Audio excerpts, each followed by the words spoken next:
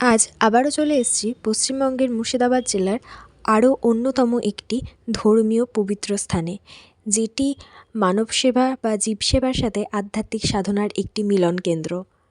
হ্যাঁ, রামকৃষ্ণ মিশন আশ্রম, সারগাছি। রামকৃষ্ণ মিশনের প্রথম শাখা কেন্দ্র, যার বর্তমান সদর দপ্তর বেলুড় মঠে। 1897 সালে শ্রী রামকৃষ্ণ পরমহংসদেবের শিষ্য স্বামী অক্ষণানন্দ মহারাজজি এই আশ্রমটি প্রতিষ্ঠা করেছিলেন।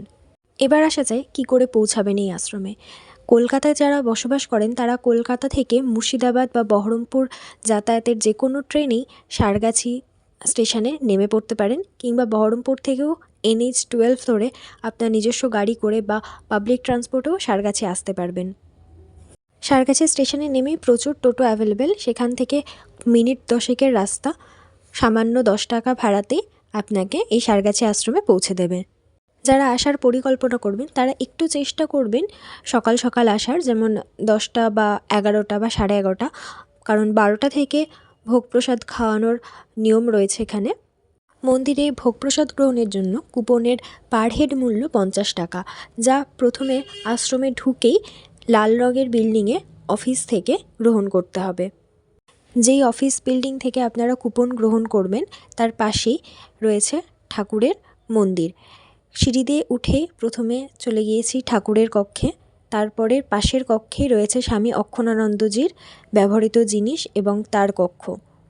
এখানে শুধু ঠাকুরের আশ্রম রয়েছে তা নয়, রয়েছে স্কুল, কলেজ, হোস্টেল, যেখানে হাজার হাজার ছাত্রছাত্রী পায় মানসম্মত শিক্ষা এবং নৈতিক মূল্যবোধ। নার্সিং ট্রেনিং, স্বাস্থ্যসেবা, মেডিকেল ক্যাম্প। এই আশ্রম মানুষের পাশে থাকে নীরবে কিন্তু নিরবিচ্ছিন্নভাবে। আমরা যারা ঠাকুরকে মানি বা ঠাকুরের দীক্ষিত তারা তো সবাই জানি জীবসেবাই আমাদের পরম ধর্ম।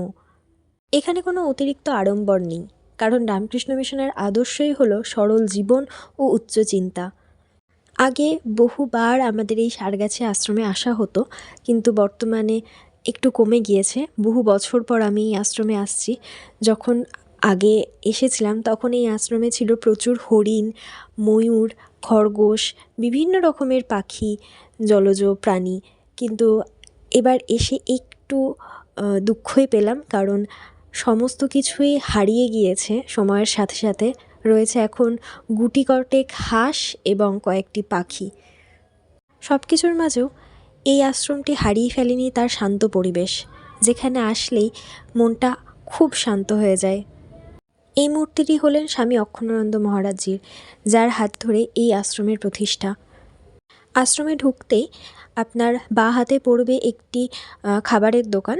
আপনারা যদি কোনো রকমের স্ন্যাক্স বা চা, বিস্কিট কিছু খেতে চান তাহলে ওখান থেকে সংগ্রহ করতে পারেন। এই আশ্রমে আসলে হয়তো বেশি কিছু চমক দেখতে পাবেন না, তবে মনের শান্তি পাবেন। ভিডিওটি ভালো লাগলে অবশ্যই লাইক, শেয়ার, কমেন্ট এবং সাবস্ক্রাইব করে পাশে থাকবেন।